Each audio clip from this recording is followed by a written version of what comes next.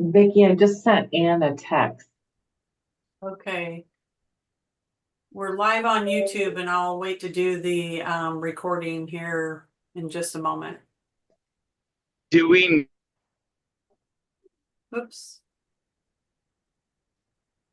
She's working on it. So she should be on in just, there she is. All right. Okay, you ready for me to start the recording? It's not quite 6 o'clock yet. I'm not sure how many other people are going to be joining.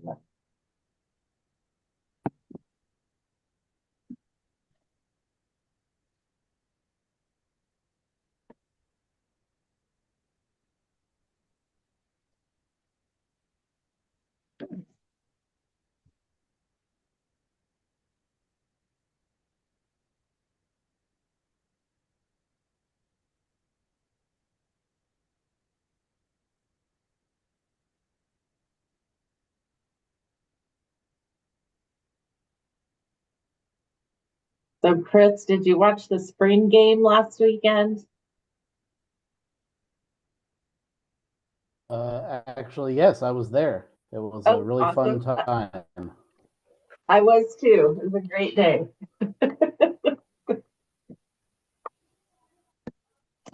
Oh, nice. Yeah, we went to the baseball game afterwards as well. It was awesome. Great day.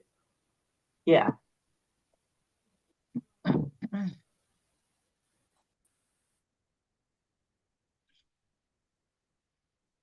Okay, Vicky, I think we're 1 minute till. I'm okay starting a little bit early.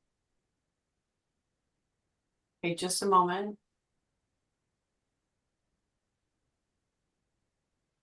Okay. All right, thank you everyone for joining. This training is going to be fairly quick, but I wanted to provide some opportunity to go over some kind of technical terminology that we'll be discussing during the budget committee meeting on the 14th. So I'm going to go ahead and share my screen and have a PowerPoint presentation here.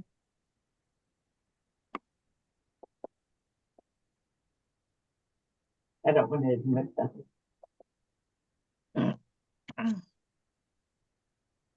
Okay, can everybody see my PowerPoint? Mm-hmm. I can. Yeah, we're all good. Okay. All right, so I'm just going to go ahead and dig in. First, I want to say thank you, everyone, for participating in the budget committee. This is a very significant process for the city as we develop kind of our priorities and how we're going to be spending money in the future in the next fiscal year. And so this training is really designed to provide information on the budget process for fiscal year 25-26. And then also emphasize the importance of the budget committee's role and how your role and your input is actually shaping the financial direction of the city and the future budget. So the role of the budget committee really brings together multiple voices on helping us identify program priorities and discussing spending issues. It's actually required under Oregon budget law to have community members participate on the budget committee to provide that kind of input. It provides the public an opportunity to participate in the budgeting process. Part of the discussions could be budget cuts, identifying areas that are priorities to increase spending, or look at cost saving measures for the city. Also, part of the budget message that I will be presenting to the budget committee will identify in the proposed budget issues that I had putting the budget together, whether it's revenue shortfall or inflationary factors, or just some other issues that might come up as far as funding. You can also review my proposed budget and decide whether you want to reallocate the funds from one area to another. There are certain restrictions to certain funds, and I'll go into that a little bit later. So at the first meeting, so usually we anticipate one meeting, but we do have an opportunity to have a second meeting if needed.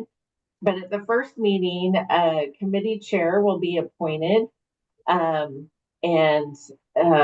there'll also be a vice chair if available. So that will be voted on by the committee. So that's usually led by one of the council members as far as taking the vote. We'll take a vote and identify who the chair will be.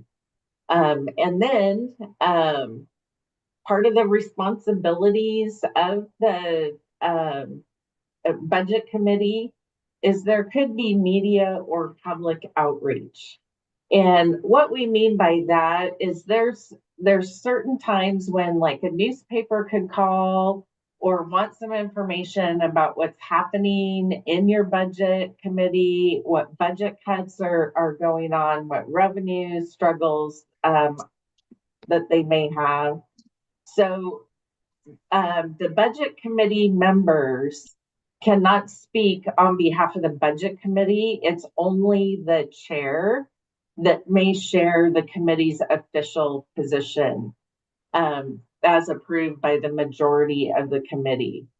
If an individual that serves on the budget committee is asked, they can share information as a personal community member, but they cannot be representing the budget committee to any media or public officials or community members. So this can get a little vague. So anytime that you have a question or, you know, somebody from the media reaches out, feel free to contact myself or Vicki, and we can provide guidance on how to respond to that. Are there any questions on that one? Because that one can get a little kind of weird. Okay. So additionally, this just continues. Again, you still have the right to speak publicly. You have the right to testify or state your opinion as a community member at meetings, to the media, discussing the budget or the process. You just can't be representing the budget committee. So I wanted to specify the following, that you are a member of the budget committee, but that you are not speaking as a private individual. You have to be careful about where that line is. And actually, budget law and public records law requires that if somebody approaches you, again, you have to report to the chair or the budget officer, which I am the budget officer for the city. So whoever the chair, when they get appointed at the first meeting, and or myself, you would need to report that somebody's reached out to you from the media. And then you also want to consider, you know, anything that you say to the media or a community member could be taken as this is the budget committee's feelings or their impression or the direction that they're going to go. So you just really want to be careful on how you pursue those conversations. So the budget development process, there are 3 stages to it. Right now, we are in the proposed budget stage. So the city leadership provides a requested budget to me as the budget officer for the city. I review their requested budgets, and then I look at the city as a whole and consider where there might be deficits or revenue shortfalls or some funding opportunities that we can explore. I also look at the priorities and goals that council had set forth for moving forward in the next fiscal year. And so as I'm working through the budget development process, I consider those priorities as well. The proposed budget has inflation included in it for materials and services. So materials and services includes like our city attorney, our utility bills, equipment costs, operational costs, such as cell phones, copiers, that kind of stuff. Inflation overall is for our utility bills, it's up to 8%. And then the rest of our materials and services inflation is between 3 and 11%, depending on certain contracts that we have in place, such as our city attorney and some of our other like IT consultants that provide information technology support for us. So there's also items built into the budget that were negotiated and is in our union contract. So our police department officers, they are represented by a police union. And there are certain things that were negotiated in that contract that have to be built into our budget. So for example, in our proposed budget, they get a 4% cost of living increase in fiscal year 26. So that has been included in the proposed budget. Also, every year, employees are eligible for a step increase, and that's until they get to the top step. So we have A through F, and once they get to step F, then their salary level caps, and there's no additional increases after that. But for those employees that are within that salary schedule, the step increases are budgeted. There's also revenue adjustments made. So for example, property tax generally raises or increases 3% a year. And so I budget 3% above what our current budget revenue amount is. I also look at revenue adjustments, what we call shared revenue that we get from the state. So we get alcohol tax, we get cigarette tax, gas tax, that's allocated from state collections. And so I figure out what those are through the information that they've been provided.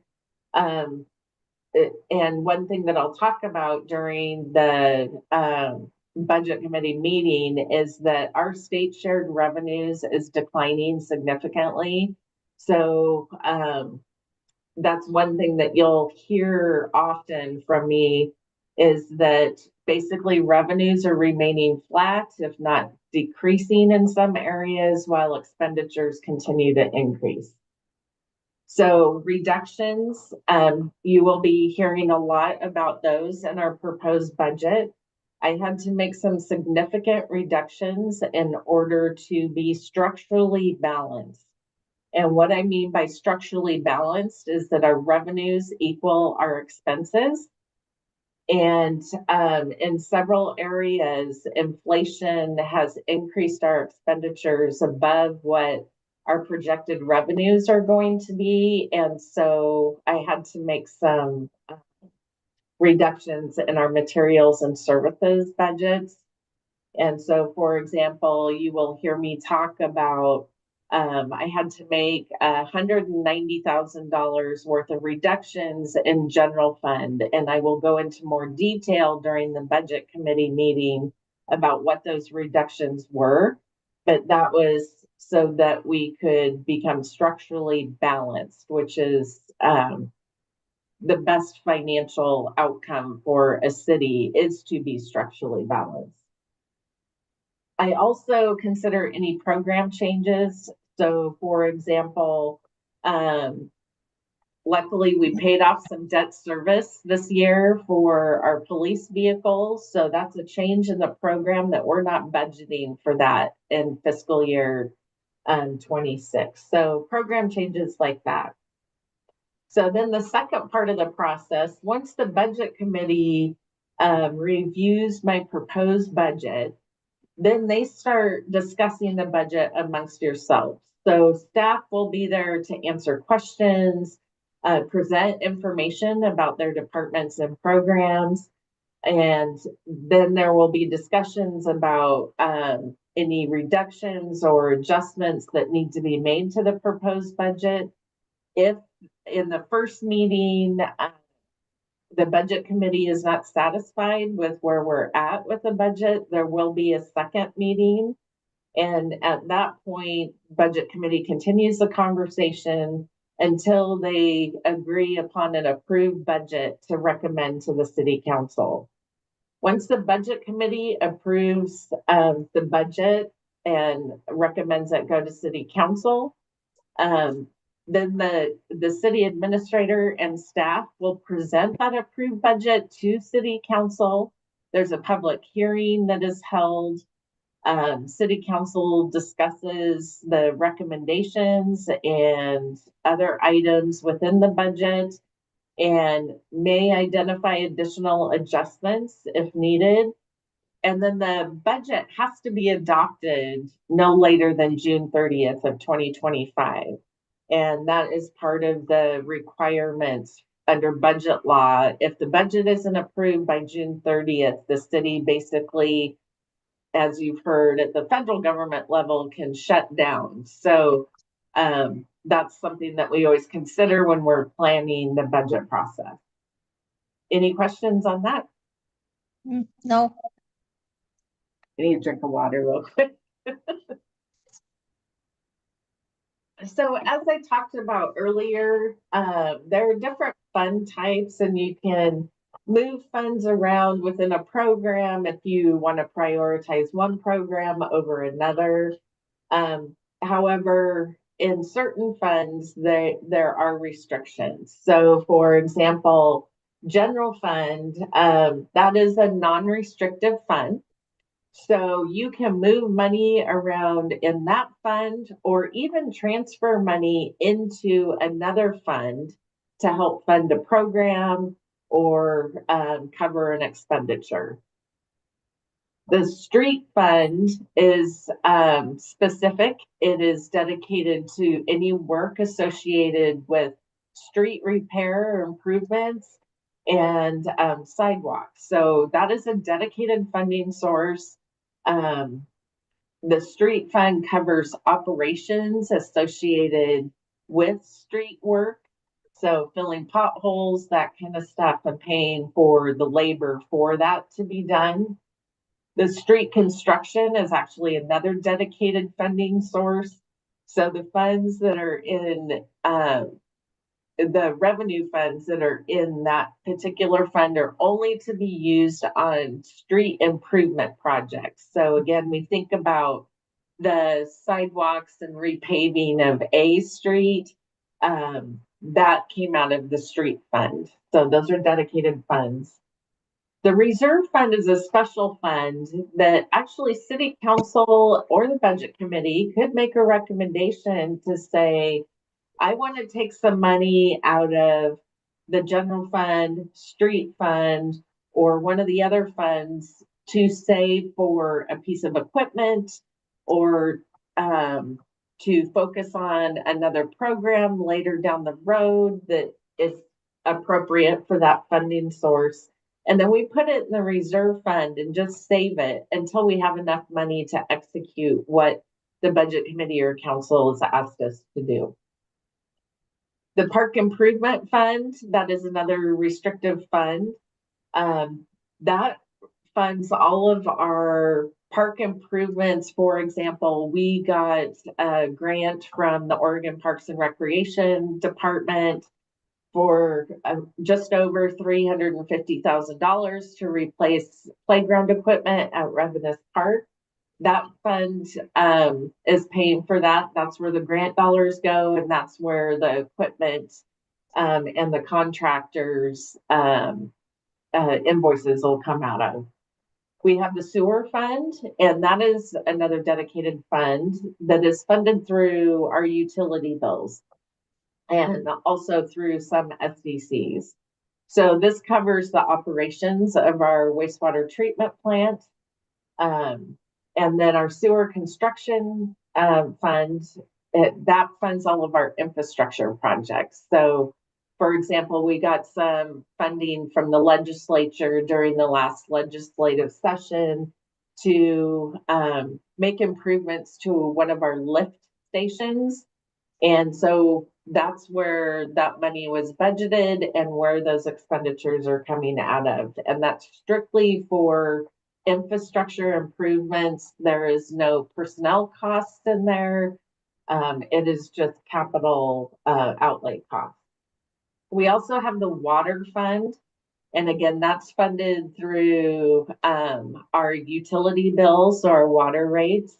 This does cover personnel costs, operational costs of our water system, and also water treatment. Again, this is a fund that we can't really move a lot of money around.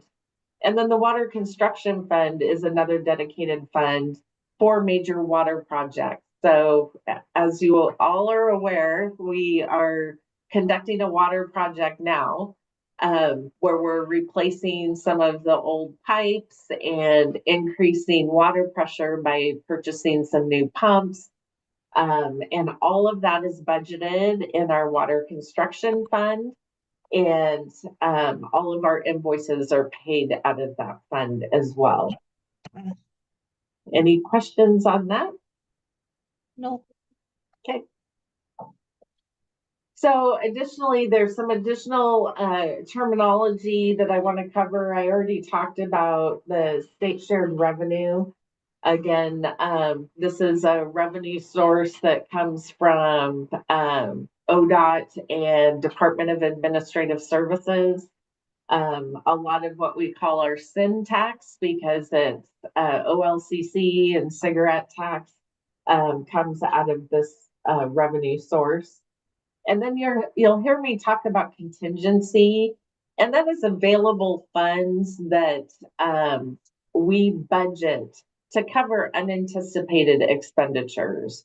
So it's in case a major main breaks and we need to get in there and fix it right away, but we didn't budget for that. We have some contingency that we have to actually go back to council and ask for permission to spend that. But it's for those types of emergencies to respond. Then we have the beginning fund balance. This is something I'll be talking about quite a bit in the budget committee as well. So when we look at a structurally balanced budget, we don't need to dig into what I call our savings account to pay for our operating costs. And so when you think of the beginning fund balance, it is kind of that savings account. And so if we are digging into that to pay for operations, that really means that we are not generating enough revenue to pay for our expenditures, which could, in the end, result in a fund going into a negative fund balance and the city having to respond so it's a budget emergency in that case. So beginning fund balance is an accumulation of dollars that haven't been spent in the previous year that can accumulate year over year and continue to grow. And so this is something that we keep an eye on. If this balance is actually decreasing, we know that we're not structurally balanced and our operating costs are coming in way too high. This was the conversation that I had with council when we were talking about a public safety fee to help offset some of the structural imbalance. We also have a cost of living adjustment. So this is basically everyone gets a certain percentage increase as a cost of living adjustment on their salaries. This is separate from a step increase. For example, this proposed budget has a 2% increase for staff. It's not keeping up with inflation by any means, but it is a little bit of raise.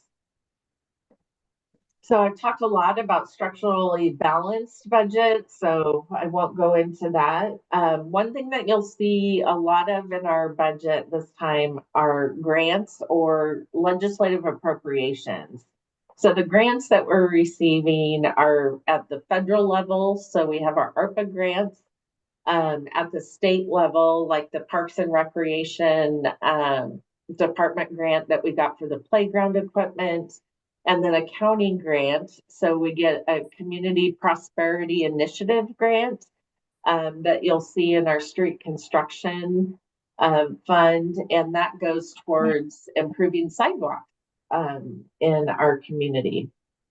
I talked a little bit about the ARPA. So that's the American Rescue Plan Act that the federal government gave cities and counties funds during COVID to help offset revenue shortfalls or to focus on infrastructure projects to improve health and safety in dealing with a pandemic type situation.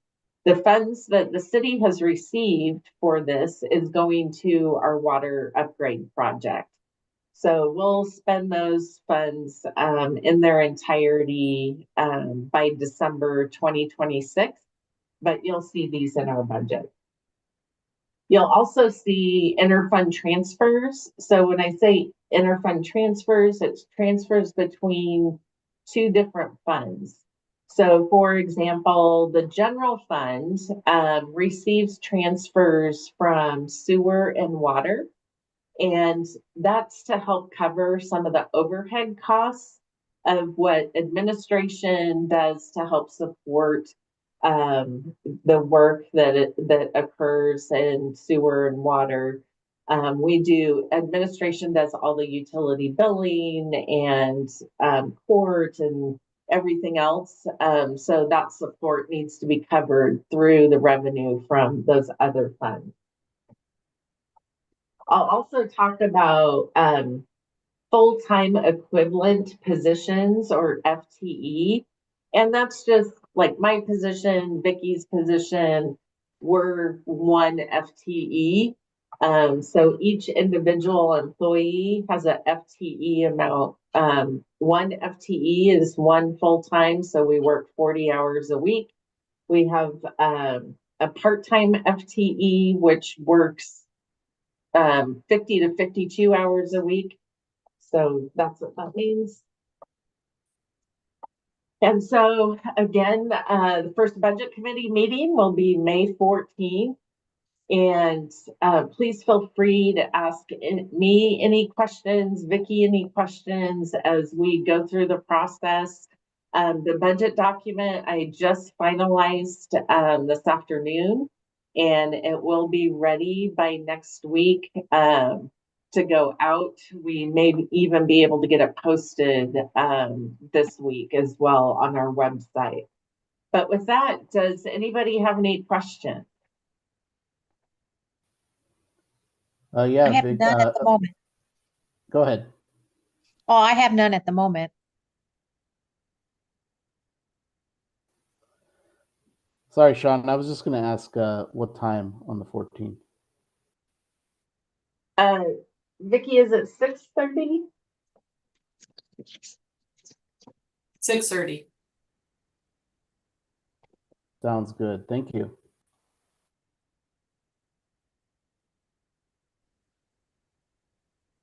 Okay, anything else?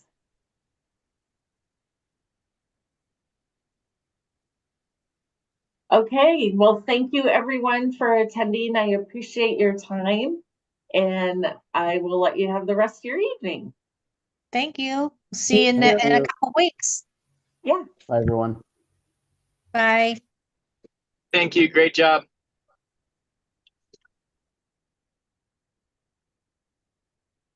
Thank you. Everybody have a good evening. All right. Bye. All right.